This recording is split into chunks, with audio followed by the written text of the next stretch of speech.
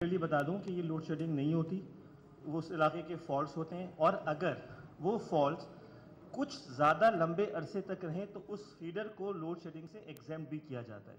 ये सारे सिस्टम्स मौजूद हैं और यकीनन इसमें से हो सकता है कुछ कहें कि नहीं ऐसा नहीं होता, लेकिन हो सकता है कहीं एक आध जगह हो भी जाए, मगर उसकी वजूहात होती हैं कि वो फॉल्ट कितनी देर का था, कितने लोगों पे इफेक्ट कर रहा था, क्या कोई एक पीएमटी 28,500 में से कुछ पीएमटीज में भी कोई ब्रेकर ऑफ हो सकता है, कोई फ्यूज़ उड़ सकता है, कोई पीएमटी जल सकता है। तो और उसके लिए जो हमारी टीम्स होती हैं वो 24 घंटे मौजूद होती हैं, वो काम करती हैं, 118 भी होती हैं। आप वेबसाइट पे भी कर सकते हैं, आप एसएमएस भी कर सकते हैं, बहुत तरीके से वो कंप्लेन। हमारी ऐप हमने जो लॉन्च की है, अगर वो आप डाउनलोड कर लें तो आप ऐप से भी कंप्लेन कर सकते हैं।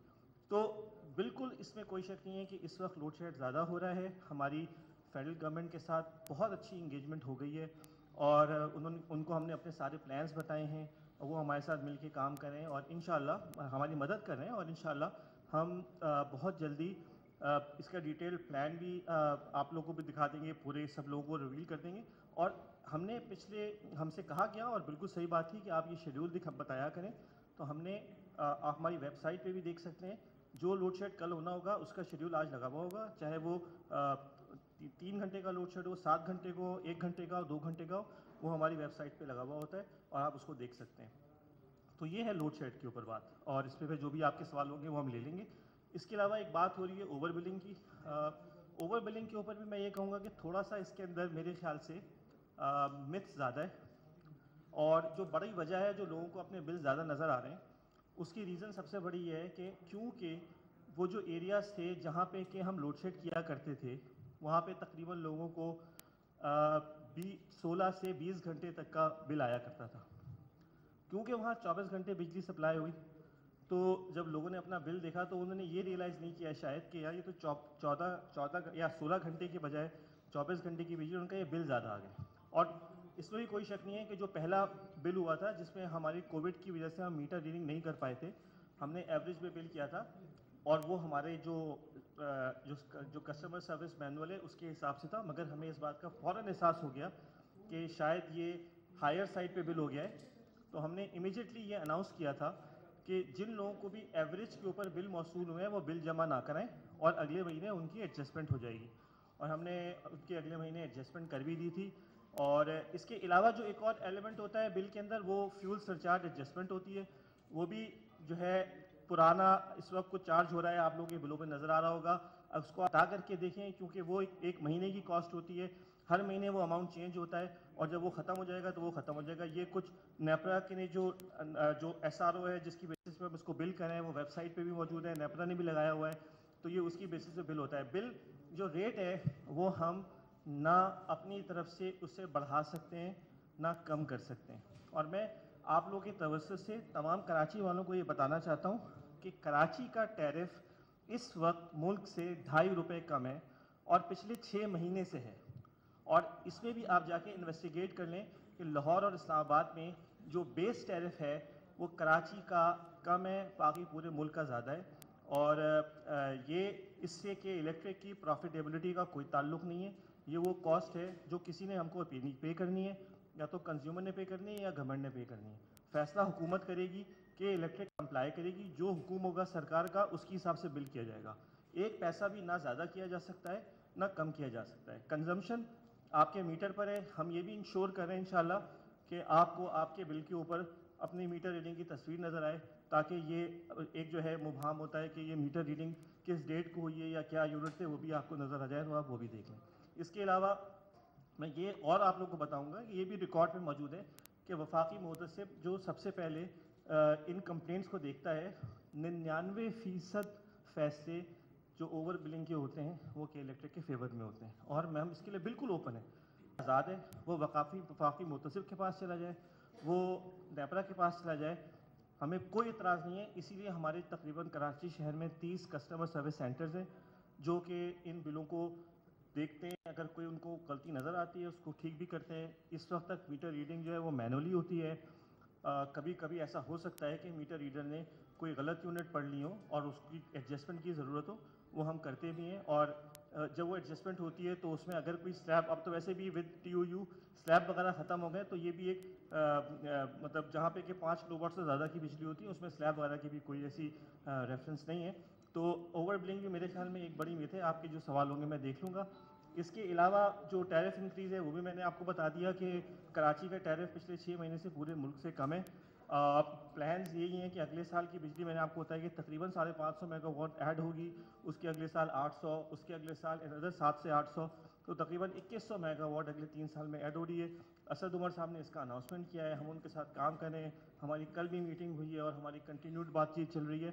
फ्यूल सप्लाई में थोड़ा सा प्रॉब्लम आया था जो कि रेगुलराइज हो गया और इंशाल्लाह आज या कल में जहाज़ भी आ जाएगा। फ्यूल की शॉर्टेज अभी भी कोई नहीं है और इस वक्त भी कोई फ्यूल की लिमिटेशन नहीं है। तो जनरेशन मैक्सिमम है, कोई प्लांट बंद नहीं है। एक प्लांट में हमने आपको बताया था कि ख़राबी है, वो उम्मीद है कि आज रात में अल्लाह करे कि सही हो जाए, उस पर इंजीनियर्स काम करें तो जो 130 मेगावाट कम है वो भी शहर को मिलना शुरू हो जाएगा। नेपरा बाकी चीज़ों की इन्वेस्टिगेशन कर रहा है, हम कंप्लाई करेंगे। इसके अलावा अगर कोई, जब ये बेसिकली जो 2-3 इशूज़ हैं जिन पे शायद आप लोग के सवाल हैं, इसके अलावा अगर कोई और है तो आप बताएं, इंशाल्लाह उस पर हम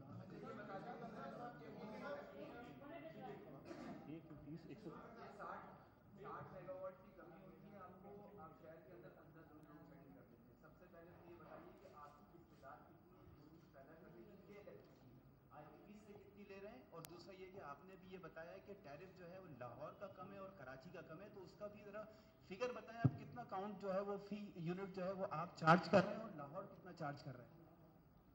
मैंने आपको पहले भी बताया था कि टोटल इस वक्त टोटल हम जो खुद जनरेट करते हैं वो हम तकरीबन 2100 के करीब जनरेट करते हैं।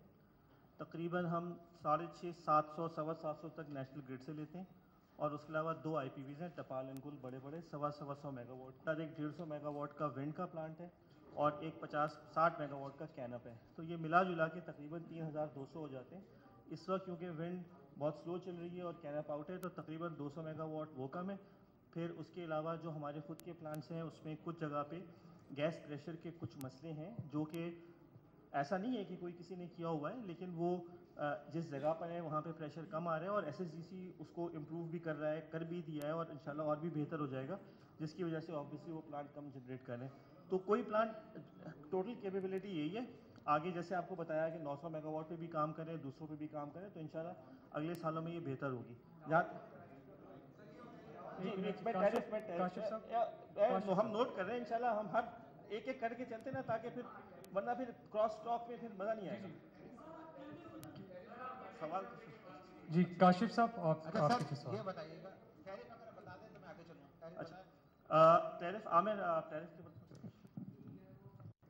जी टैरिफ जो जैसे अभी मोनिस ने बताया कि इस वक्त कराची का जो टैरिफ है वो तकरीबन ₹2.89 जो है वो कम है अदर डिस्ट्रीब्यूशन कंपनीज से।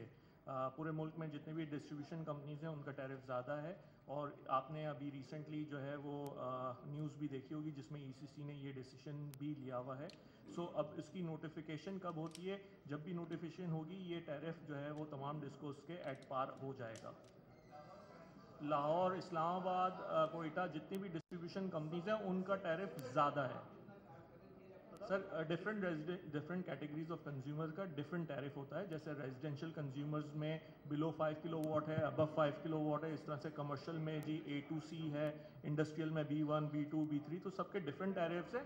सबका टैरिफ ₹2.89 जो है वो कम है, ऑलमोस्ट 2।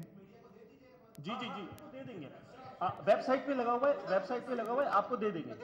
हाँ बिल्कुल बिल्कुल, आप एक मिनट ऐसे हो, एक मिनट इमरान, ये आपको सर्कुलेट करना है जो टैरिफ है लाहौर के लिए एप्लीकेबल और कराची के लिए एप्लीकेबल आज का SRO। Sure please ensure that it is circulated to every relevant people here. Sure. अच्छा मुनीर साहब, मेरा नाम काशिफ मुनीर है जी। आपकी अपनी प्रेस कॉन्फ्रेंस के अंदर आपने कहा कि 550 ऐड इस तरह होगा, कुछ डिले हो गया इस साल। तो जो इस साल कुछ डिले हुआ वो उसकी जिम्मेदारी क्या आप अपने ऊपर लेते हैं, किसके ऊपर वो जिम्मेदारी आएगी। और सवाल ये है कि पाकिस्तान की तमाम सियासी जमातें जो हुक्मरान जमात हैं वो आपको दरवाजे पे बैठ के एहतजाज कर रही है। उन्हीं का गवर्नर कहता है कि आपने शहर में ओवर बिलिंग से बेड़ा गर्क करके रखा हुआ है। सिंध के हुक्मरान जमात कहते हैं कि आपने पाकिस्तान का बेड़ा गर्क कर दिया है। तो मुल्क की तमाम सियासी जमातें कहती हैं कि इलेक्ट्रिक ने बेड़ा गर्क किया हुआ है। ऊपर से कराची की तमाम आबादी है वो तमाम आपके दफातर में जाके धक्के खाती है। मैंने खुद उस पर प्रोग्राम किए तो उनको सुनने वाला कोई नहीं होता। दूसरा ये बताइए कि गुज़श्ता साल बारिशों में 19 लोग मरे, आप लोगों ने जाकर उस पर भी नेपरा ने आपको अहकाम दिए कि उनको पैसे दे, उस पर भी आप लोग कोर्ट चले गए। इन्होंने फाइनली जाकर के अंदर 2016 से हम पुश कर रहे थे, 2016 में भी रिक्वेस्ट की, 17 में भी की, 18 में एक गवर्नमेंट ने जाकर कहा कि हमारे पास कैपेसिटी आ गई है, हम आपको दे देंगे, तो वो प्लांट हमारा रुक गया। अगर हमें 2016-17 में उसकी इजाज़त मिल जाती तो इस वक्त कराची को 700 मेगावाट और मिल रहा होता। अब उसकी डिले की जिम्मेदारी किस पे डाली जाए? मतलब जाहिर बात है बगैर अप्रूवल के प्लान नहीं लग सकते। ऐसा नहीं हो सकता कि हम बगैर हुकूमत की इजाज़त के जाकर के कोई इतना बड़ा प्लांट लगा लें। एक प्रोसेस है, नेपरा एक टैरिफ देता है, उसके बाद गवर्नमेंट उसको नोटिफाई करती है। तो यस, हमने नहीं लगाया मगर हमें इजाज़त नहीं मिली। तो ये आपके पहले सवाल का जवाब है। जो दूसरा सवाल आपने किया जिसमें आपने कहा ओवर बिलिंग, मैंने उसका जवाब दिया है और मैंने आपको बिल्कुल, हमारे दफातर में लोग आते हैं, मगर मैं आपको ये कहूँगा कि हर महीने कोई करीबन 25 से 28 लाख बिल होते हैं और उसके अंदर मुख्तलिफ वजूहात की बिना पे लोग आते हैं। जो लोग जाकर के वफाकी मुहतसिब पे जाके शिकायतें करते हैं, 99% वो हमारे फेवर में होती हैं। तो मैं यही समझूंगा कि ये, और इस पे we can agree to disagree, मगर हमारा पॉइंट ये है कि बिलिंग गलत नहीं है, बिलिंग ठीक है। जो इस वक्त ज़्यादा शोर हो रहा है वो इसलिए हो रहा है कि वो जो 2 महीने का तकरीबन उनके पास बिल आया है वो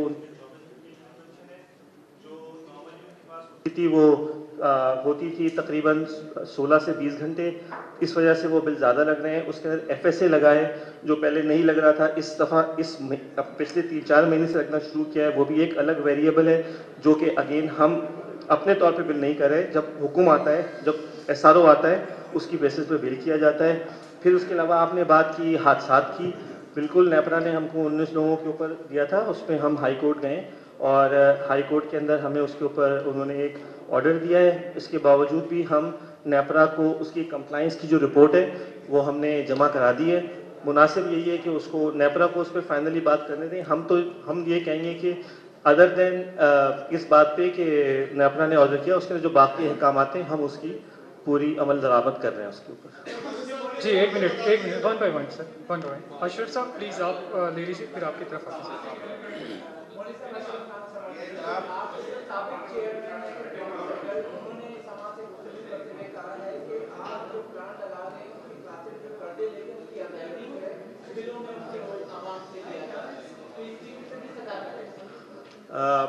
देखिए, मैं आपको फिर से, मैंने अभी पहले भी रिपीट किया कि इलेक्ट्रिक के बिल के लिए 2 चीज़ों की ज़रूरत है, एक यूनिट और एक रेट।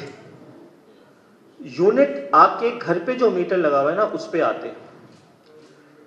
अगर वो यूनिट सब्सटेंशियली डिफरेंट है, जो आपके घर पे मीटर है, तो वो आपको भी नजर आ जाएगा और आप आके शिकायत भी कर सकते हैं। घर पे लगा हुआ है, उस घर के ऊपर मीटर में यूनिट आए 100 और हम यूनिट आपको बिल भेज दें 200 का, ये नहीं हो सकता, इसलिए कि वो आपको नजर आ जाएगा।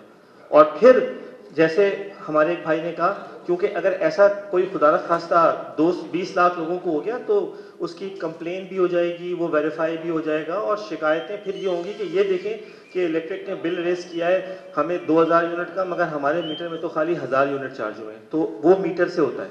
दूसरी चीज़ है रेट। रेट वो होता है जो हुकूमत पाकिस्तान ने प्रिस्क्राइब किया है, जिसका SRO होता है। हम अपनी मर्जी से ना रेट लगा सकते हैं, और जब आपको इंशाअल्लाह इस महीने से अपने मीटर बिल के ऊपर तस्वीर भी नज़र आ जाएगी तो ये बात ख़त्म हो जाएगी। अब बात हो रही है कि उस प्लांट की जो इस वक्त आप लोग फेस कर रहे हैं, और मुझे बहुत शर्मसार भी हूँ मैं, अफसोस भी है मुझे कि ये सिचुएशन है, और आई विश कि शायद हमने 2-3 साल पहले इस कुछ कर लिया होता, इस वक्त ज़्यादा सिचुएशन होती।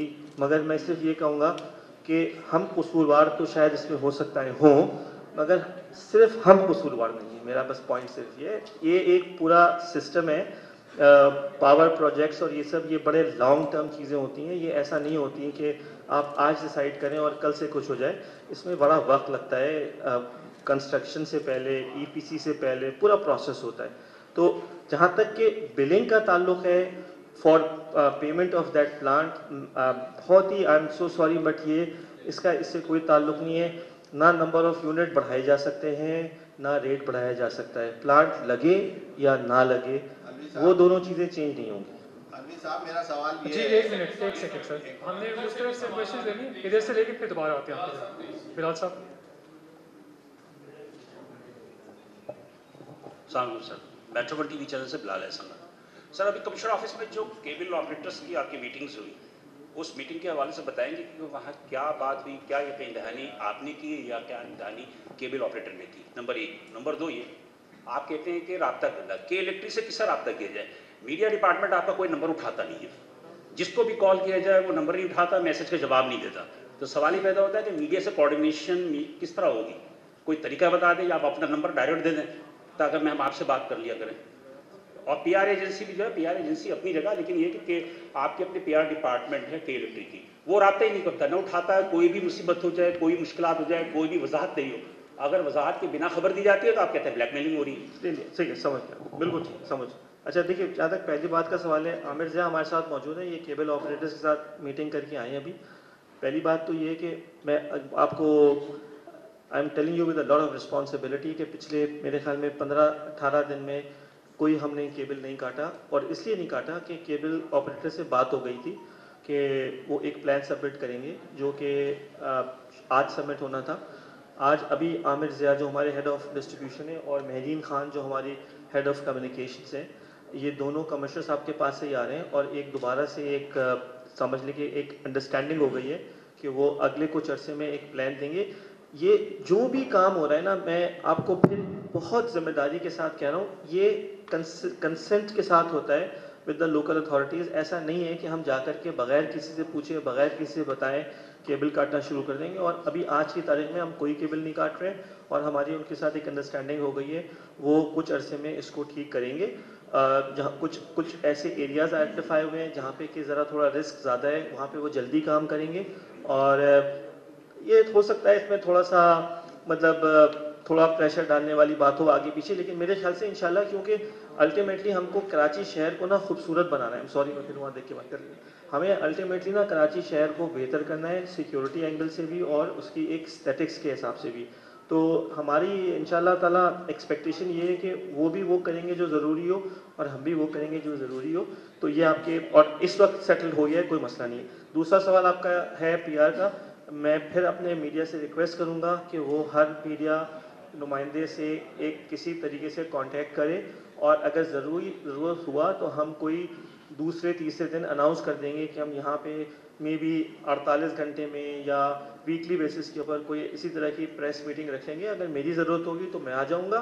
अगर आप लोग कहेंगे कि अब इनसे आपका काम चल रहा है, तो महरीन और नूर अफशा और इमरान जो हैं ये आकर के आपको ब्रीफिंग दे देंगे, और they will be more available. मैं आप लोगों को भी रिक्वेस्ट करूँगा कि ये शिकायत मुनासिब नहीं है। हम अगर मेरे पास बहुत से मैसेजेस आते हैं, मैं जिनको जवाब दे सकता हूँ उनको देता भी हूँ, तो सबको जवाब देनी चाहिए। आपकी अगर हमारे लोग जवाब नहीं दे रहे तो ये मैं समझता हूँ मुनासिब बात नहीं है। इंशाल्लाह मेरा सवाल एक मिनट, वन बाय वन, एक मिनट सर, एक मिनट जी, एक मिनट राशिद, एक मिनट दीजिए। अभी माइक आ जाएगा आपके पास, सीईओ साहब यहीं पे हैं, एक मिनट दीजिएगा। मैं एक मिनट बात सुने आप लोग। मैं आपको बताऊँ, मैं कहीं नहीं जा रहा। आप सबके सवालों की बात सुने, आप प्लीज आप लोग आप कर लीजिए। मैं रिक्वेस्ट आपसे ये कर रहा हूँ, मैं कहीं नहीं जा रहा यार। मेरी वन बाय वन जी, एक मिनट बात सुने यार। जब आपको कह रहा हूँ ना कि मैं प्लीज बैठे, आप बैठ जाए। कोई डिक्टेट नहीं कर रहा आपको, आप प्लीज बैठ जाइए, कोई मसला नहीं, प्लीज एक करके रिक्वेस्ट है, आप बैठ जाइए। यहीं पे हम लोग, डोंट वरी, प्लीज बैठे। आप बैठे, प्लीज बैठे यार। प्लीज तशरीफ रखें, प्लीज तशरीफ रखिए सर। आप सवाल कीजिए। सबसे रिक्वेस्ट अलवी साहब मेरी पहले मैं एक ऑर्डर के लिए मैं सिर्फ ये कह रहा हूँ, देखें मैं कहीं नहीं जा रहा, तो जो आदमी भी बोल रहा है वो बोले। आप किसी तरीके से पहले इशारा कर लें, उसके बाद माइक आ जाएगा, बोले आप। कोई इंशाल्लाह मैं कोशिश करूंगा कि हर आदमी के सारे सवाल के जवाब देके जाऊंगा, ठीक है। अलवी साहब, मेरा तो सवाल ये है आपसे कि इसी की आपने बड़ी जो है ना यहाँ वजाहतें की हैं, और एक तो मीडिया लिंक वाली बात आपने कर दी, वो तो है उसकी वजह से जो है आज मजबूरन आपने मीडिया को याद किया है, ये आपकी मजबूरी है कि आपको अपने आप को क्लियर करना है। के इलेक्ट्रिक जो है इस शहर की तबाही के अलावा अब तक कुछ नहीं कर रहा। कॉपर वायर निकाल ली है उसने, KESC के जो सीनियर और इंजीनियर और वो तमाम लोगों को हटा दिया, निकाल दिया। कॉन्ट्रैक्टर अंदरूने सिंध से ला के मजदूर लगाए। शहर में सब कुछ तबाह हो रहा है। कोई बिल लेके अगर मैं जाता हूँ, मेरा घर बंद है और उसका बिल उतना ही आ रहा है जितना पिछले महीने आया था। कोई कुछ सुनने वाला नहीं है, आपका कोई सिस्टम सही नहीं है। ऐसा लग रहा है कि आप किसी बैनुल अक़वामी एजेंडे पे काम कर रहे हैं और कराची की तबाही और बर्बादी ये सब सियासी जमातें कह रही हैं, वो आपने अपने जुम्मे ले रखी है। और जितनी आसानी से कराची को आप तबाह बर्बाद कर सकते हैं, कोई और नहीं कर सकता। सर आगे क्वेश्चन आपका।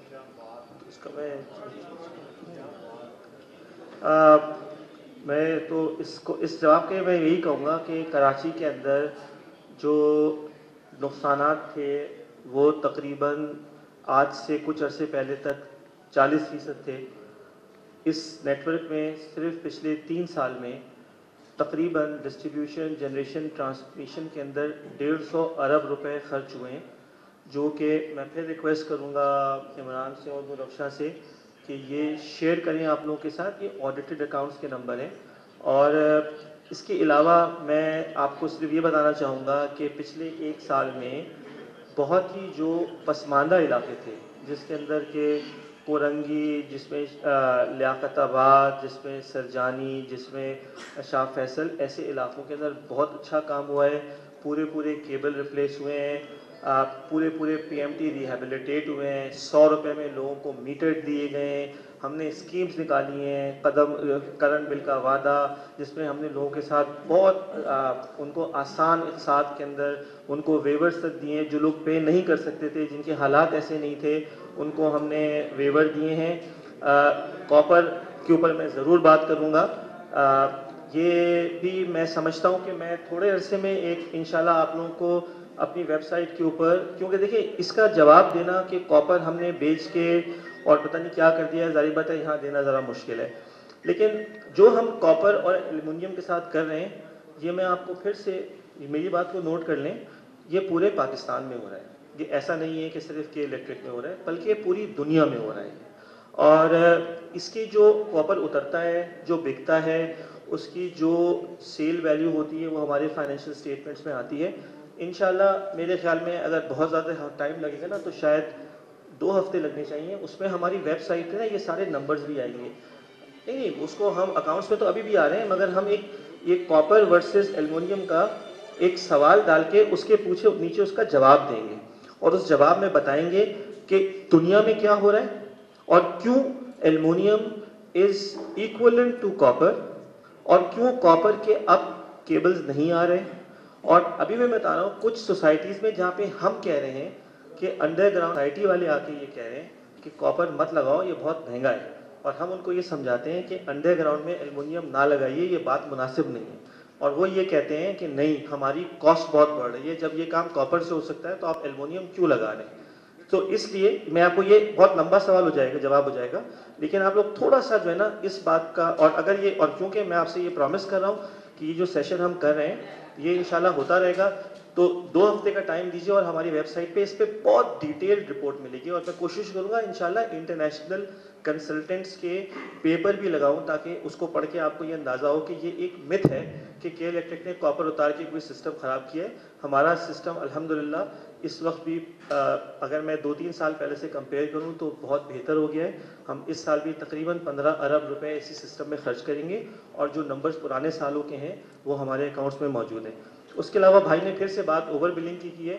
मैं फिर ये कहूँगा, मैं अपने जवाब को रिपीट ही करूँगा कि यकीनन हो सकता है कि किसी बंद घर पे बिल आ गया हो, अगर नहीं सही हो रहा तो फिर आप, मैं मौजूद हूँ, हम 2 हफ्ते बाद फिर आएंगे, ले आइएगा, हम देखेंगे। देखिए उसके मैंने आपको कह दिया ना कि इनको भी कह रहे हैं और हम ये सिलसिला ख़त्म नहीं करेंगे ताकि ये शिकायत ना आए कि आप लोग मिलते नहीं हैं। ये शिकायत इंशाल्लाह हम ख़त्म कर देंगे और उस वक्त आपसे मिल के अगर कोई और मसला होगा उसको भी सॉल्व करेंगे। प्लीज़ इस बात को नोट करें कि, और ये बड़ी इंपॉर्टेंट बात है और ये रिकॉर्ड पर है, ये ऐसा नहीं है कि ये कोई में तब्दील हो जाएगी सुबह। 99% वफाकी मोतसिब के केसेस के इलेक्ट्रिक के फेवर में डिसाइड होते हैं और उसके अलावा नेपरा के पास आज भी आपके पास इजाज़त है कि आप नेपरा को शिकायत करें, और नेपरा का एक कस्टमर सर्विस डिपार्टमेंट है, उसका कराची में दफ्तर है, और ये ऐसा नहीं है कि ये कोई दफ्तर बंद है या वहाँ काम नहीं होता, वो आते हैं, हमारे पास भी आता है, हम जवाब देते हैं। तो ये यकीनन कोई हो सकता है किसी इंडिविजुअल की शिकायत हो, मगर ऑर्गेनाइजेशन का ये काम है कि वो उसको हैंडल करें। बहुत शुक्रिया। ये एक सवाल इस तरफ से ले लें। मोनी साहब, आपने बातें बहुत अच्छी की, लेकिन आवाम के जो मसाइल हैं वो आपकी बातों के बिल्कुल बरक्स हैं। आपने बड़ी आसानी से बोल दिया कि टेम्परेचर ऊपर गया तो लोड शेडिंग जो है वो शुरू हो गई। मेरे ख्याल से गर्मियों में लोगों को सबसे ज़्यादा ज़रूरत होती है कि उनको बिजली जो है वो मुहैया की जाए। एक तरफ जो है वो लोग क्वारंटाइन हुए हैं अपने घरों के अंदर, ऊपर से जो है वो गर्मी भी ज़्यादा है, फिर उनके घरों में बिजली भी नहीं है, तो लोग क्या करें? साथ ही साथ ये भी बता दीजिएगा कितने अरब रुपए के वाजबात आपने अदा करने हैं SSGC के, कितने पैसे आपने जो शहर भर के अंदर ट्रांसफार्मर और पोल्स लगाए हुए KMC को कितने वाजबात आपने देने और वो कब तक देंगे? वेरी गुड, थैंक यू जी। देखिए हम उसी बात को बार बार करे चले जा रहे हैं, और अल्लाह करे कि हम इसको बार बार कहने से इस प्रॉब्लम को कम कर सकें। और मैं इस पर आपसे इस वक्त तो माजरत ख्वाह ही हो सकता हूँ कि हाँ, इस वक्त लोड शेडिंग हो रही है और it's very unfortunate, it's hot, और ये पोजीशन है, और होपफुली इंशाल्लाह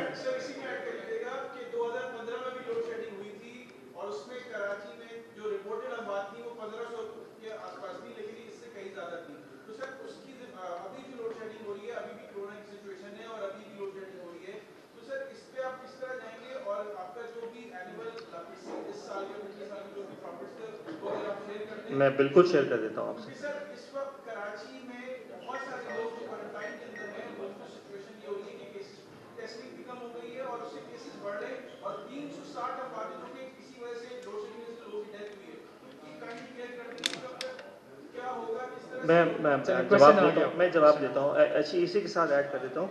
बिल्कुल 2015 के अंदर ये नंबर आ रहा है 1500 का, उस पर भी इन्वेस्टिगेशन हुई थी, और उसमें यही पता लगा था कि बहुत अफसोसनाक बात थी, मगर तकरीबन कोई मेरे ख्याल में 1200-1300 अमवात ऐसी थी जिनके कोई लवाहिकीन नहीं थे।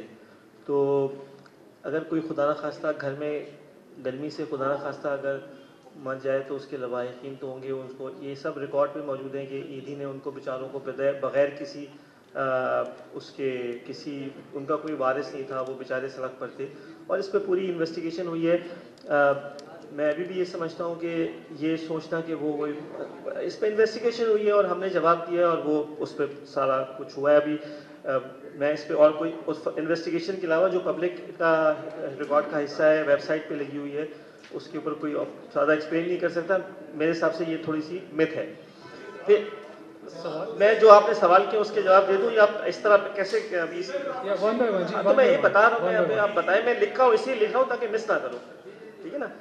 आपने लोड शेड पे बात कर ली, सर्कुलर डेट पे मैं आपको बता देता हूँ कि हम इस वक्त तकरीबन जो टोटल पैसे हमें चाहिए गवर्नमेंट से वो हैं तकरीबन 200, जो ग्रॉस रिसीवेबल है 237 अरब रुपए हमें फेडरल गवर्नमेंट और प्रोविंशियल गवर्नमेंट से मिला जुला के चाहिए। इसके अगेंस्ट में हमारी लायबिलिटी है तकरीबन 160 अरब रुपए, जिसके अंदर ये जो गवर्नमेंट को टैरिफ डिफरेंशियल का पैसा देना होता है वो है, और उसके अलावा कुछ इदारे हैं जिसमें वाटर बोर्ड भी है, जिसका इस वक्त भी रिसीवेबल तकरीबन कोई 30 अरब या 31 अरब के करीब है, और उसके अलावा जो KMC DMC के ड्यूज़ हैं उसमें भी नेट पैसे हमको हमारे हैं, उनके हमारे पर नहीं बनते, हमें उन सबसे पैसे मांगते हैं। अगर आपको याद होगा तो हमने दिसंबर में इश्तिहार दिया था कि 50 अरब रुपए हम मांगते हैं प्रोविंशियल गवर्नमेंट से, जिसमें वाटर बोर्ड का भी पैसा है, जिसपे वो ये कहते हैं कि ये प्रोविंशियल से लो, और प्रोविंशियल कहता है ये प्रोविंशियल गवर्नमेंट से लो। इस बारे में कोई शक नहीं है कि ये के इलेक्ट्रिक को मिलना है पैसा। शक इस बात में है कि ये फेडरल गवर्नमेंट देगा या प्रोविंशियल गवर्नमेंट देगा। तो के इलेक्ट्रिक को कोई ये बता दे कि कौन देगा, मगर के इलेक्ट्रिक को ये पैसा मिलना है, इसमें किसी किस्म का कोई शक नहीं है। रिकनसाइल्ड है, वाटर बोर्ड के साथ साइन स्टेटमेंट है, अगर कहीं, बल्कि वो भी हम इंशाल्लाह अपने FAQ के अंदर लगा देंगे। और इस डिफरेंशियल को जो तकरीबन 80-85 अरब रुपए का बनता है, हमने इसको उधार लेके बैंकों से फाइनेंस किया हुआ है। आपने प्रॉफिटेबिलिटी की बात की है कि इलेक्ट्रिक ने 2019 जो रिपोर्टेड नंबर है तकरीबन कोई 280 बिलियन की से कितनी से 280 अरब रुपए की सेल है। बिफोर टैक्स हमको 6 अरब रुपए का प्रॉफिट हुआ है। आप किसी भी इन्वेस्टमेंट बैंकर से पूछ लें कि ये किसी भी स्टैंडर्ड के हिसाब से ये कम है या ज़्यादा है या क्या है, ये यकीन कीजिए ये बहुत कम है। और इसके अलावा मेरे ख्याल में यही 3 सवाल थे, लोड शेड, सर्कुलर डेट और 2015। तो मैंने इन तीनों के जी राशिद से क्वेश्चन ले लेते हैं प्लीज। राशिद प्लीज। अली साहब, मेरा नाम राशिद है, GNM टीवी से। अलवी साहब जी, अलवी साहब और टीवी से मेरा ताल्लुक है सर। सवाल ये है कि बता दें 2015 से अब तक के इलेक्ट्रिक को कितनी सब्सिडी दी गई है, ठीक है, और तकरीबन, और ये बता दें कि आपकी टोटल इन्वेस्टमेंट का साइज अब तक कितना है? मैं आपको एक बात बड़ी क्लैरिटी से बताऊं कि सब्सिडी के इलेक्ट्रिक को नहीं दी जाती, सब्सिडी दी जाती है कराची के शहरी को। ये बात प्लीज मेरी समझ लें, गौर से समझ लें, अच्छी तरह समझ लें और सवाल कर लीजिएगा ताकि ये आप लोगों के जहन से निकल जाए कि इलेक्ट्रिक को सब्सिडी मिल रही है। अब कराची के शहरी को कैसे सब्सिडी मिल रही है ये मैं आपको समझाता हूँ। रेगुलेटर ने एक टैरिफ डिटरमिन किया है कि के इलेक्ट्रिक इतने पैसे लगाएगा, उस पैसे के ऊपर उनको इतना रिटर्न मिलेगा। इतने के लॉसेस को उन्होंने, जो कि आज की तारीख में तकरीबन 16% है, उन्होंने टैरिफ में डाल दिया है आज की इस साल के लिए, और उसकी बेसिस पे उन्होंने एक टैरिफ बना दिया। वो टैरिफ इस आज की तारीख में बनता है तकरीबन 18 रुपए का तकरीबन। के इलेक्ट्रिक को 18 रुपए देने हैं किसी को, या तो हुकूमत ने देने हैं या लोगों ने देने हैं। अब हुकूमत पाकिस्तान ये फैसला करती है कि कराची का टैरिफ 16 रुपए होगा। अगर हुकूमत पाकिस्तान एलिमिनेट हो जाए तो हम आपको 16 रुपए का बिल करेंगे एवरेज बेसिस के ऊपर। मगर चूंकि ये फेडरल गवर्नमेंट का डिसीजन है कि उन्होंने अक्रॉस पाकिस्तान सेम टैरिफ रखना है, तो वो हमें हुक्म देते हैं कि आप 700 यूनिट के ऊपर ऑफ पीक के अंदर 14 रुपए 80 पैसे चार्ज करेंगे। जब वो 14 रुपए 80 पैसे हम चार्ज करते हैं तो जो डिफरेंशियल है वो हुकूमत पाकिस्तान ने देना होता है हमको, क्योंकि हमारी कॉस्ट 18 रुपए। तो वो जो सब्सिडी दी जा रही है वो reduce tariff to the citizens of Karachi दी जा रही है। के इलेक्ट्रिक को सब्सिडी 0 मिलती है। के इलेक्ट्रिक आज ये जो कोविड का पीरियड था इसमें के इलेक्ट्रिक की रिकवरी कोई 92% से 80% पे चली गई। हम फेडरल गवर्नमेंट से जाके ये नहीं कह सकते कि हमारी 10% की रिकवरी कम आई है, हमें पैसे दे दो। हमें खुद पूरा करना है, हमें बोरो करना है, हमें जो भी करना है वो हमें करना है। हम फेडरल गवर्नमेंट से जाके ये नहीं, हमारा उस पीरियड का जो TND लॉस था उसमें हम कोई 8% खराब हो गए जो हमारा लॉस था। मगर और आप लोग जो भी आप लोग रिपोर्टर्स हैं, माशाल्लाह आप लोग बहुत स्मार्ट लोग होते हैं, आप लोग जाकर के इन्वेस्टमेंट बैंकर से भी पूछ सकते हैं, टैरिफ भी समझ सकते हैं, मुझे पता है। हम इस गैप की वजह से हुकूमत पाकिस्तान को 1 रुपए की इनवाइस भी नहीं भेज सकते, 1 रुपए की भी। ये सब हमारी कॉस्ट है। तो जो सब्सिडी दी जा रही है वो कराची के शहरी को मिल रही है, हमें नहीं मिल रही। पहली बात।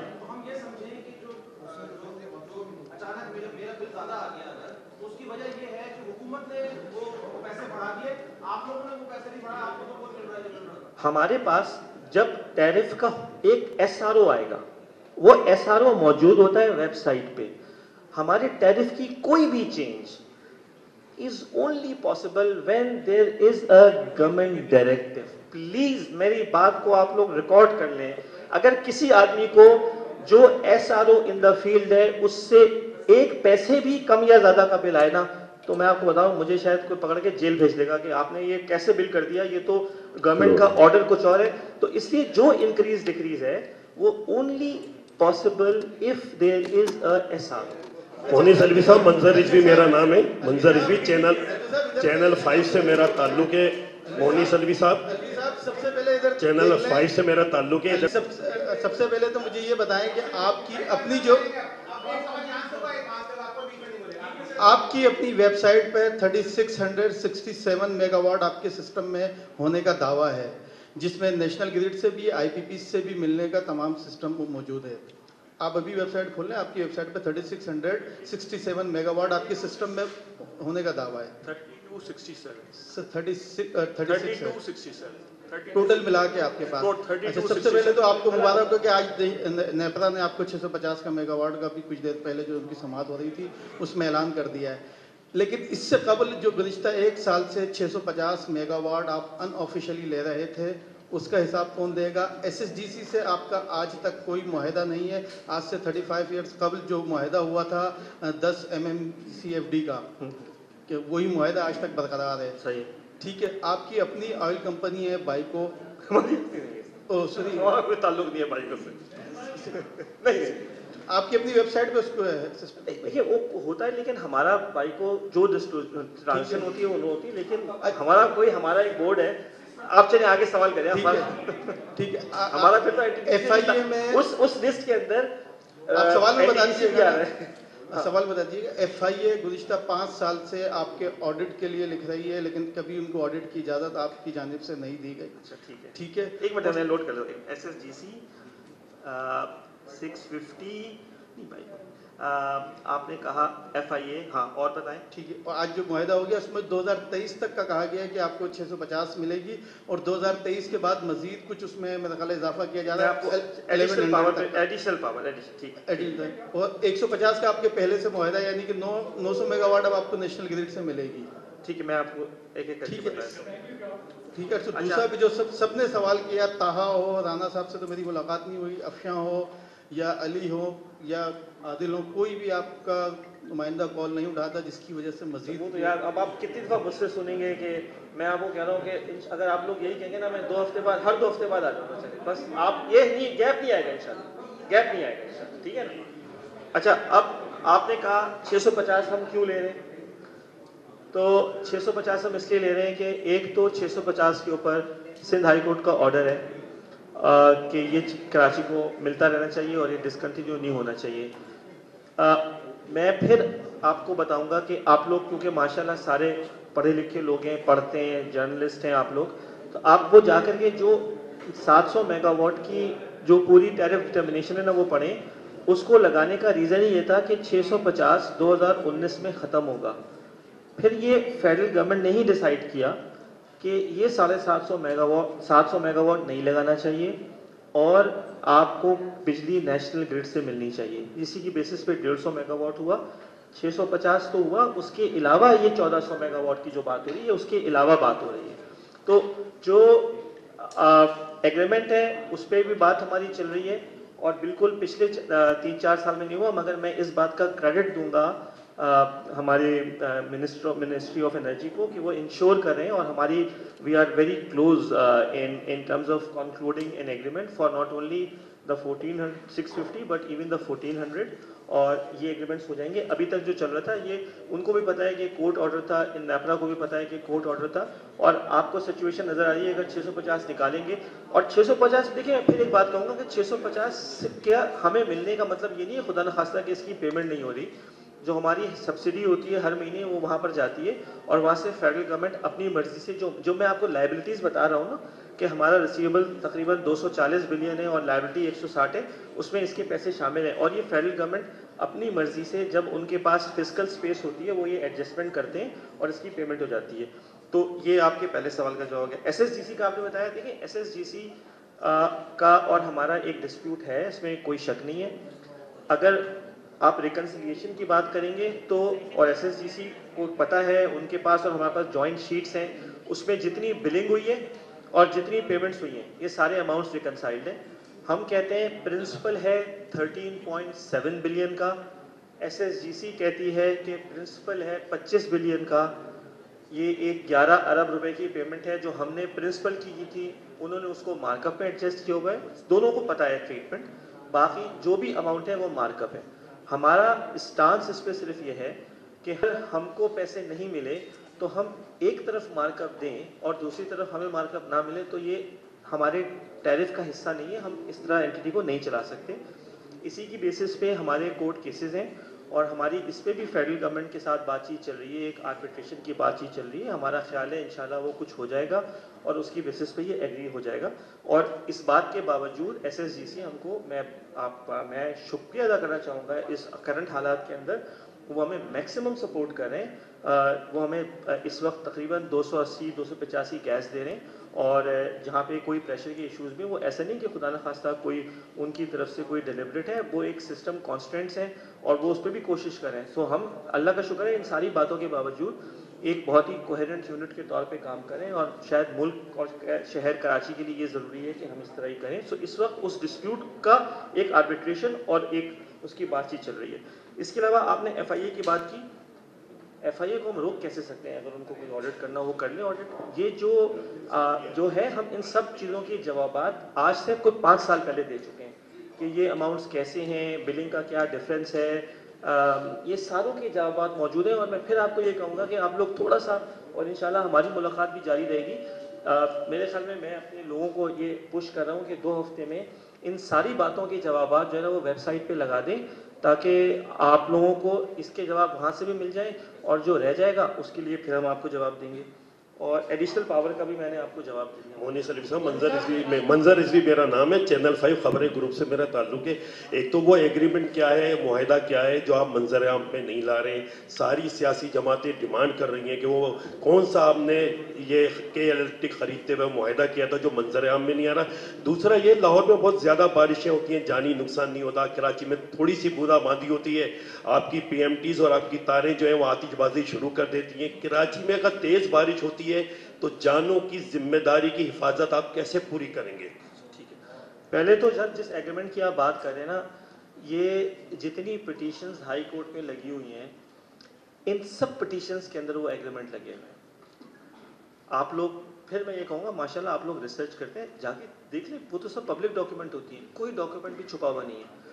और इंशाल्लाह जब आप अपनी वेबसाइट पे जवाब देंगे ना तो हम उस पर ये भी लगा देंगे कि उस जो भी एग्रीमेंट्स हैं उनकी किस क्लॉज के तहत किसकी क्या कमिटमेंट थी और उसके अगेंस्ट क्या हुआ। मेरे इस वक्त इस स्टेटमेंट को नोट कर लीजिएगा ताकि आप लोग रिकॉर्ड भी कर लेते हैं, फिर दोबारा चलाते भी हैं। और मैं इंशाल्लाह ताला जो बात कह रहा हूँ वो चेंज नहीं होगी।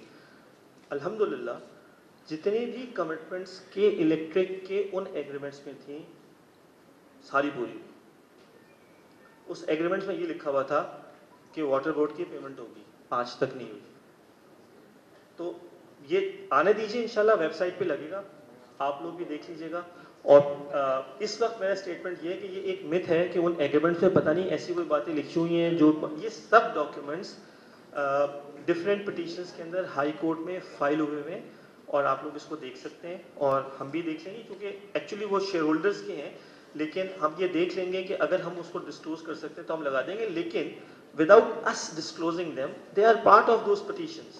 NXZ A B C कहीं लगा हुआ है, वो आप देख सकते हैं। वो दूसरी आपने की बारिशों की, देखें बारिशें यकीनन लाहौर में बहुत ज़्यादा होती हैं और शायद इसीलिए वो शहर जो है ना, it is geared up to handle that rain. देखें हम कराची शहर में बारिश कम होती है, पिछली दफ़ा आप लोगों ने देखा थोड़ी सी ज़्यादा बारिश हुई थी 20-30%, तो उससे कितना पानी खड़ा हो गया था और यकीनन उसमें जानें ज़ाया हुई और बिजली भी गई। प्रॉब्लम यही है कि क्योंकि पानी जब नहीं निकलता तो उस पानी के ना निकलने की वजह से सब स्टेशन वगैरह में पानी जाता है और वहाँ पे प्रॉब्लम होती है। जहाँ तक हादसात का ताल्लुक है, यकीनन हादसात हुए थे पिछली दफ़ा, हमने सब केसेस के अंदर अपनी रिप्रेजेंटेशन दी है, हमने थर्ड पार्टी से भी पूरे स्टेटमेंट्स को वेरीफाई करवाया है और मेरे ख्याल में हम उस रिपोर्ट को भी देखेंगे इंशाल्लाह, वो भी हम पब्लिक कर देंगे, कोई ऐसी बात नहीं है। दूसरी चीज़ मैं इसमें आखिरी बात ये करूँगा कि क्योंकि हमने पिछले साल देखा था कि ये ज़रा एक मसला हुआ है और वही जो कॉपर वाली बात थी, तो जो हमारे पास हिस्टोरिकली अर्थिंग होती थी वो कॉपर से होती थी और ऐसे इंस्टेंसेस हैं कि आपने कॉपर से अर्थ किया और वो अगले दिन चोरी हो जाता था।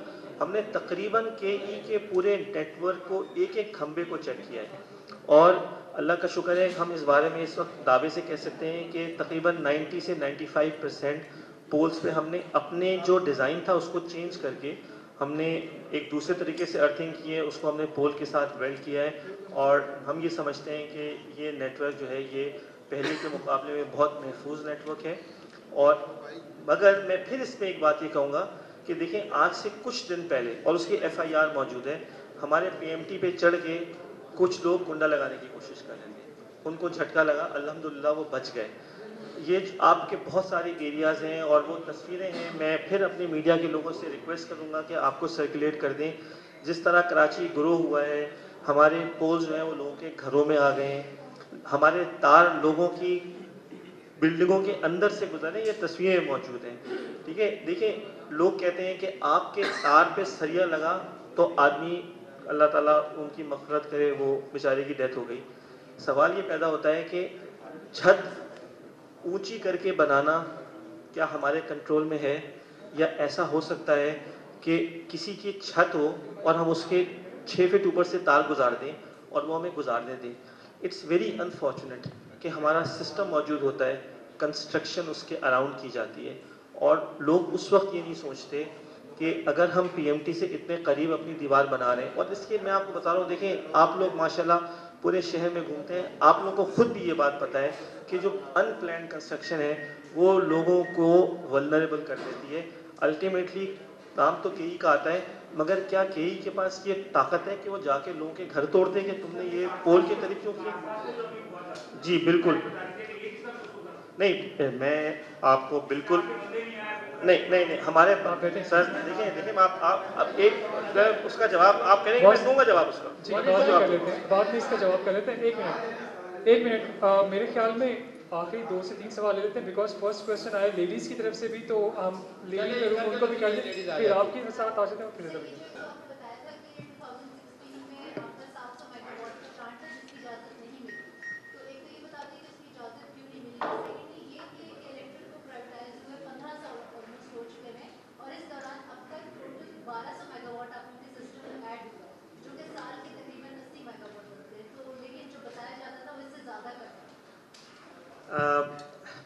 कहीं पे जो पहला एग्रीमेंट हुआ था उसमें लिखा हुआ था, मैं आपको बता रहा हूँ, नोट कर लीजिए, कि 1000 मेगावाट ऐड करेंगे। हमने 1050 मेगावाट ऐड किया। मेगावाट इस तरह सिस्टर ऐड नहीं हो सकते कि 80 मेगावाट साल के ऐड होंगे।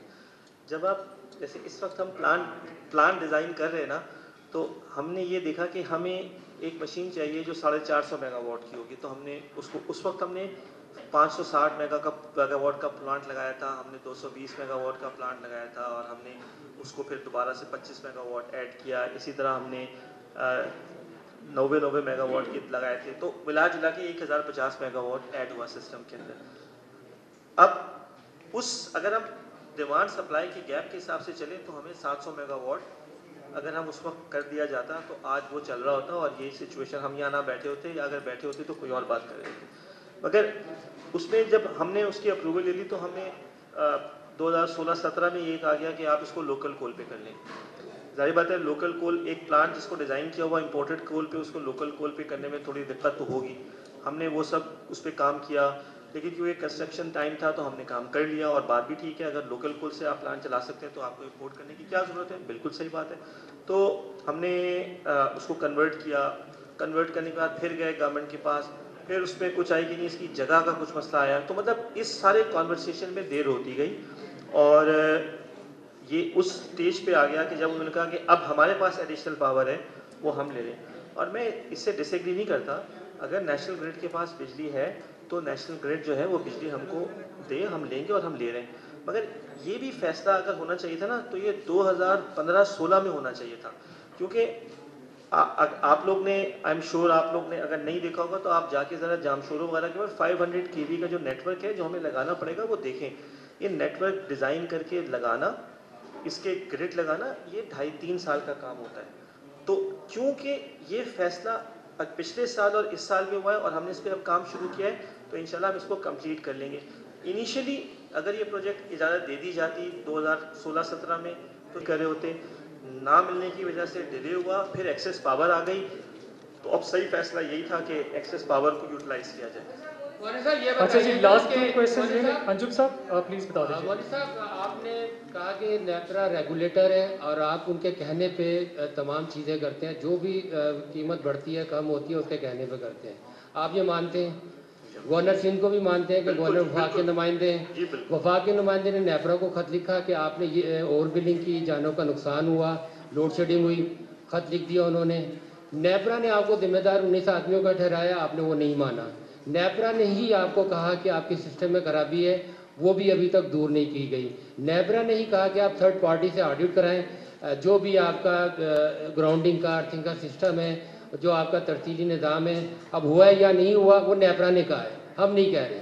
नेपरा की आप बात एक तो मानते हैं कि जी कीमत बढ़ा ली जाए, तो ये तमाम बातें मानने में आपको क्या कबाहत है? अगर 19 अफराद जहाँ बहक हो गए थे तो आप समझते हैं कि करंट कौन देता है? कि इलेक्ट्रिक देती है, केबल नहीं देती। अगर ये सारी चीज़ें नेपरा कह रही है, आप ये बात नेपरा की क्यों नहीं मानते कि ये तमाम चीज़ें जो उन्होंने आपको, अब तरतीबी निज़ाम, सारी चीज़ें, आखिरी जो लेटर उन्होंने प्रेस दी थी, सारे इल्ज़ाम आप पर दिए। गवर्नर सिंध ने भी कहा एवरेज बिलिंग 2 माह का मसला नहीं है, ये तकरीबन जब से के इलेक्ट्रिक या KSC बनी है, एवरेज बिलिंग का मसला चलता ही चला आ रहा है। या तो आवाम झूठ बोल रही है, या गवर्नर झूठ बोल रहे हैं, या नेपरा झूठ बोल रही है। आपकी तरफ से कहीं ना कहीं कोई कमी है जिसकी वजह से ये शिकायत ख़त्म नहीं हो रही। और नेपरा के अहकाम आप क्यों नहीं मानते? आप सिर्फ बिजली बढ़ाने के अहकाम तो फ़ौरन मान के, फ़ौरन बिलिंग पे FAC बढ़ा, आपने फ़ौरन उसको कबूल कर लिया, बाकी अहकाम क्यों नहीं माने जा रहे? Thank you. अगर जो है ना नेपरा बिजली कम करने का कहती है तो वो भी मान लेते हैं फ़ौरन। ऐसा नहीं है कि हम उस पर जाकर कोई उनसे कहते हैं कि कम क्यों कर दी। तो बिजली बढ़ाना, कम करना, दोनों अहकाम मानते हैं, सारे अहकाम मानते हैं। ये जो नेपरा की रिपोर्ट के हवाले से आपने बात की, उसमें अगर आप वो रिपोर्ट पढ़ें तो हमारा सिर्फ एक पॉइंट है, और हम कोई मानना ना मानने की बात नहीं है। नेपरा एक्ट के अंदर एक एपेलेट ट्रिब्यूनल बनाया है हुकूमत ने, जिसकी कि ये जिम्मेदारी है कि वो जो भी लाइसेंसी है अगर वो सेटिस्फाइड नहीं है फैसले से, तो वो एपेलेट ट्रिब्यूनल में जा कर के अपील करे। वो एपेलेट ट्रिब्यूनल 2 साल से बना हुआ है, मगर वो फंक्शनल नहीं है। हमने दरख्वास्त सिर्फ ये की है कि वो एपेलेट ट्रिब्यूनल जब तक ना बन जाए और वहाँ पर हम अपना एक एवेन्यू ऑफ रिलीफ को एक्सरसाइज ना कर लें, इस डिसीजन को रोक दिया जाए। तो देखिए, अगर हमारे पास चूँकि इसमें भी कोई शक नहीं है कि वो जो अब बात हुई थी उसमें बहुत सारे केसेस चल रहे हैं, क्रिमिनल प्रोसीडिंग्स चल रही हैं, तो जो लीगल एडवाइस होगी कंपनी को, उसको तो मानना पड़ेगा ना। और उसके अलावा मैं फिर ये कहूँगा कि अदर देन दैट जो बाकी बातें थी वो भी हमने नेपरा को सबमिट कर दी हैं। जिन चीज़ों के अंदर कोई ह्यूमन एलिमेंट था उसमें हमने कोई काम नहीं रोका, because of NEPRA's stay against that order. और हम जो थर्ड पार्टी की ऑडिट की आपने बात की है, वो थर्ड पार्टी का ऑडिट कहा था ये जैसे कंप्लीट होगा उसके बाद करा जाएगा। काम कंप्लीट हो गया और इंशाल्लाह ताला उसकी रिपोर्ट भी अगले मेरे ख्याल में 2 से 3 महीने में हम सबमिट कर देंगे, जिसमें डिज़ाइन के ऊपर जो भी कंसल्टेंट, इंडिपेंडेंट कंसल्टेंट का भी होगा, मगर वो अभी होना था जब काम कंप्लीट हो जाए। ये काम अप्रैल मई में कंप्लीट होना था, कोविड की वजह से थोड़ा सा डिले हुआ है, मगर मैं आपको अभी भी अल्हम्दुलिल्लाह इंशाल्लाह ये बहुत ही फाइनल है और इस वक्त बहुत अच्छा नेटवर्क है और इसकी रिपोर्ट हम सबमिट कर देंगे। फिर आप ओवर बिलिंग की बात करें, मैं ये फिर कहूँगा कि मैं अपने जवाब को सिर्फ रिपीट ही कर सकता हूँ कि सिर्फ मैं रेफ़र कर दूँगा वफाकी मुहतसिब, नेपरा, जो भी फैसले होते हैं हम करेंगे। गवर्नर साहब ने ख़त लिखा है, मैं अवेलेबल हूँ हर जो भी नेपरा सवाल जवाब इस पर करेगी उसका देने के लिए, और जो भी नेपरा की रिपोर्ट होती है वो मंजरम पे आ जाती है, हम करेंगे। और अगर फिर भी किसी आदमी को गलत बिल हुआ है तो उसको वापस करेंगे पैसे। ये तो नहीं हो सकता कि अगर गलत बिल हो गया तो वो फिर हमेशा के लिए हो गया, मतलब ऐसा इंशाल्लाह विल भी कर। एक minute please, one by one. Raja Kamran साहब प्लीज, राजा कामरान साहब, राजा कामरान। और उस मुलाकात के बाद जब आप भी वहाँ पर मौजूद थे, आपके हेड ऑफिस के सामने बातचीत चल रही थी, वहाँ पर उन्होंने खड़े होकर ऐलान किया कि 20 से कराची में लोड शेडिंग 77% इलाकों के अंदर नहीं होगी। आप वहाँ पर मौजूद थे, आपने उनको कौन सी ऐसी बात बता दी थी जिस पर उन्होंने इतना बड़ा ऐलान कर दिया? दूसरा मेरा सवाल आपसे ये है, बिन खासिम पावर प्लांट आपकी जनरेशन के अंदर रीढ़ की हड्डी की हैसियत रखता है। आप खुद ये बात मानते हैं कि वहाँ पर 1,20,000 metric ton furnace oil store करने की सहूलत मौजूद थी, लेकिन जब फर्नेस ऑयल वहाँ पर चाहिए था आपके पास स्टॉक के अंदर मौजूद नहीं था, क्यों नहीं था?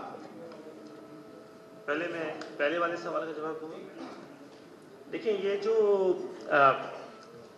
जो यूटिलिटी है ना, इसका मॉडल बड़ा ही डायनामिक होता है। इसके अंदर बहुत सारे वेरिएबल्स होते हैं। इसके अंदर सबसे बड़ा वेरिएबल ये है कि डिमांड कितनी है, ठीक है ना। इसके अंदर दूसरा वेरिएबल है कि आपके जो तमाम यूनिट्स हैं वो यूनिट्स जो हैं वो ऑपरेट करें, ठीक है ना। इसमें तीसरा एलिमेंट एक और है, फ्यूल, ठीक है। जो मोटे मोटे हैं ये 2-3 बातें। तो फ्यूल, मैं आपको कहूँगा federal government is doing its best to provide fuel to us whatever is possible under the sun. Minister तक के लेवल के ऊपर ये इंफॉर्मेशन ली जा रही है कि कितना फ्यूल है, कितनी देर का है, आज की डिलीवरी कितनी है। मतलब इस वक्त जितना फोकस है मेरे ख्याल में कभी नहीं रहा हो। बहुत ज़्यादा हम कोहेरेंट यूनिट के तौर पे काम कर रहे हैं इस वक्त, और हमारी मतलब दिन में 3 दफ़ा शायद बात होती है, और कोई लिमिटेशन नहीं है। कोई आपको ये नहीं कह रहा कि वो फ्यूल की वजह से कोई मसला हुआ है। असद उमर साहब की जिस वक्त बात हुई थी, उस वक्त बात ये हुई थी, बिल्कुल हुई थी कि आप अनअनाउंस लोड शेडिंग ख़त्म कर देंगे, और उन इलाकों में लोड शेडिंग ख़त्म हो जाएगी जहाँ लोड शेडिंग होती है। एक वेरिएबल, 2 वेरिएबल है। एक वेरिएबल ये है कि हमारा एक यूनिट ट्रिप कर गया, जो कि ये वो यूनिट है जो कि सबसे ख़राब है। मैं बिल्कुल ओपनली एडमिट कर रहा हूँ आपसे, और हमें जैसे हम इंशाल्लाह पहली मशीन चलाएंगे ना, हम इसको डीकमीशन कर देंगे। जब 900 मेगावाट की पहली मशीन चलाएंगे, इसकी एफिशिएंसी है 27। ये चलना ही नहीं चाहिए, मगर ये इसलिए चल रहा है कि लोगों को बिजली की ज़रूरत है, और ये इंशाल्लाह अल्लाह से उम्मीद कर रहा हूँ कि इंजीनियर्स मुझे बताएंगे, लेकिन मेरे ख्याल में चलने वाला है इंशाल्लाह ताला। हम उस वक्त ये प्रिडिक्ट नहीं कर सकते थे कि ये यूनिट चला जाएगा, ठीक है ना। अच्छा, अजम्पशन जो बात की जाती है ना, वो इस बात की बुनियाद पे नहीं हो सकती कि अच्छा अगर एक यूनिट नहीं चलेगा तो क्या होगा। तो आप तो एक पर आते ना कि जैसे चल रहा है वैसे चलेगा। और उन इलाकों में जो हम भी खुद कहते हैं 77% फीडर्स हमारे एग्जेम्प्टेड हैं, उन पे इस वक्त भी मैक्सिमम 1 से 2 घंटे की लोड शेडिंग होती है, मैक्सिमम। मेरे पास पूरा डाटा है, वेबसाइट पे लगा हुआ है। और देखिए, मैं आपको फिर एक बात समझाऊंगा कि जब हम उन इलाकों को लोड शेड करते हैं ना, हमें बड़ी तकलीफ होती है, इसलिए कि हमें नुकसान होता है उसमें। हम ये देखते हैं कि ये बिजली हम उस इलाकों में दे रहे हैं जहाँ नुकसानात हैं, तो ये है तो पेनफुल फैसला ना, मगर करते क्यों है? क्योंकि हम ये चाहते हैं कि उस इलाके की लोड शेड जहाँ लोड शेड हो रहा है, वहाँ लोड शेड 7 से 8 घंटे से ज़्यादा ना हो। तो ये तो हमारा पब्लिक सर्विस रोल है, और मैं माजरत ख्वाह हूँ, मगर अगर आप टेम्परेचर का फ्यूचर उठा के देखें, जितना टेम्परेचर अभी चल रहा है ये फोरकास्टेड नहीं था। हम दोबारा से तकरीबन 3560 मेगावाट की डिमांड देख रहे हैं। हमने पीक 3600 मेगावाट देखा है, तो हम पीक के करीब पहुंच गए दोबारा से। तो ये भी एक्सपेक्टेशन नहीं थी कि इतनी ज़्यादा डिमांड हो जाएगी। तो ये 2-3 चीज़ों की वजह से ये जो स्टेटमेंट होता है ना, ये थोड़ा सा ऊपर नीचे हो सकता है। मगर मैं फिर ये कहूँगा,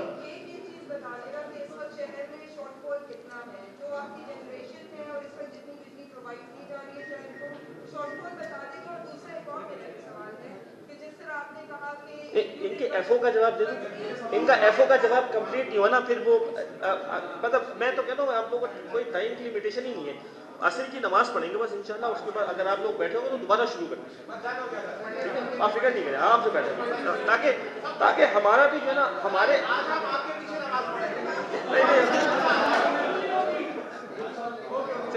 फर्नेस ऑयल, देखिए फर्नेस ऑयल नहीं है कि फर्नेस ऑयल हमारे पास 1,20,000 टन की गुंजाइश मौजूद है। मगर एक तो पहली बात ये कि अगर हम 1,20,000 टन फर्नेस ऑयल अपने पास स्टोर रखेंगे ना, तो क्योंकि टैरिफ एक चीज़ है, और टैरिफ है कॉस्ट प्लस। जितनी कीमत आएगी उतनी कंज्यूमर को देनी पड़ेगी। तो जब हम 1,20,000 टन फर्नेस ऑयल अपने पास टैंक में रखेंगे, तो इसका मतलब है तकरीबन 8 से 10 अरब रुपए का फर्नेस ऑयल रखा होगा। उसका फाइनेंशियल चार्ज आपको देना पड़ेगा, मैं नहीं दूंगा। मैं कैसे दूंगा? मेरे प्रॉफिट में थोड़ी है ये। तो अगर पीएसओ के पास ये कैपेबिलिटी है कि वो हमें और हमारे पास इस वक्त भी 5 से 7 दिन की इन्वेंट्री होती है और पीएसओ उसको मैनेज कर रहा होता है, और पीएसओ ने हमें प्रोवाइड कर भी दी है, वो क्वांटिटी आना भी शुरू हो गई है। तो अगर, और हमारा एक फ्यूल सप्लाई एग्रीमेंट भी है उनके साथ, तो अगर हम इस छोटे से पीरियड की परेशानी की वजह से 1,20,000 टन का फर्नेस ऑयल रखना शुरू करेंगे तो फिर आपका टैरिफ बढ़ जाएगा। फिर आप ये मत कहिएगा कि, और वो रखा रहेगा क्योंकि पीएसओ तेल देगा हम जलाएंगे, पीएसओ तेल देगा हम जलाएंगे। अब एक इन्वेंट्री रखी हुई होगी जो इस्तेमाल नहीं होगी, जो किसी ऐसे वक्त के लिए रखी होगी कि कहीं खुदा ना खास्ता कुछ हो जाए। तो अगर कंज्यूमर उसकी पैसे दे देगा तो मैं अभी कह देता हूँ कि मुझे नेपरा से कह देता हूँ कि जी हमें अलाउ करें कि 10 अरब रुपए का तेल मैं अपने टैंक में रखूंगा, उसकी साल की कॉस्ट आएगी कोई समझ लें आप 1 अरब रुपए की कॉस्ट आएगी, वो मैं आपके या गवर्नमेंट को कहूँगा किसी को मुझे देना पड़ेगा। मैं सिर्फ समझा ये रहा हूँ कि ये अननेसेसरी है।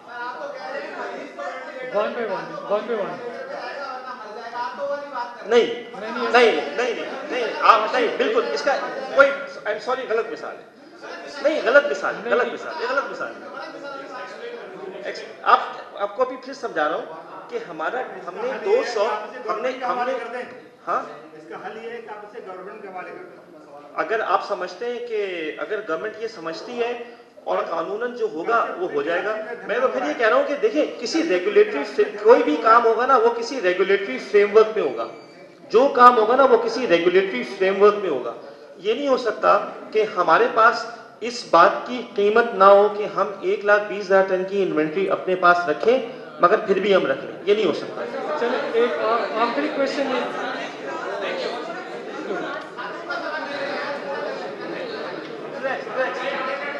तशरीफ रखें।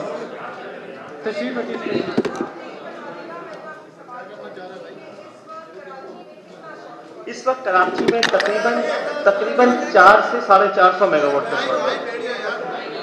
बहुत शुक्रिया।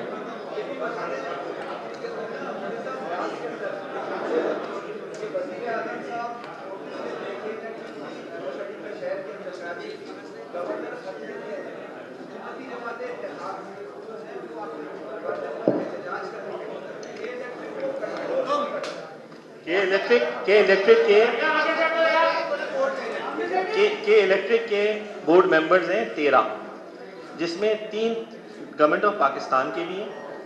वो के इलेक्ट्रिक को कंट्रोल करते हैं, उनकी मीटिंग्स होती हैं, सारे फैसले उनकी अप्रूवल से होते हैं।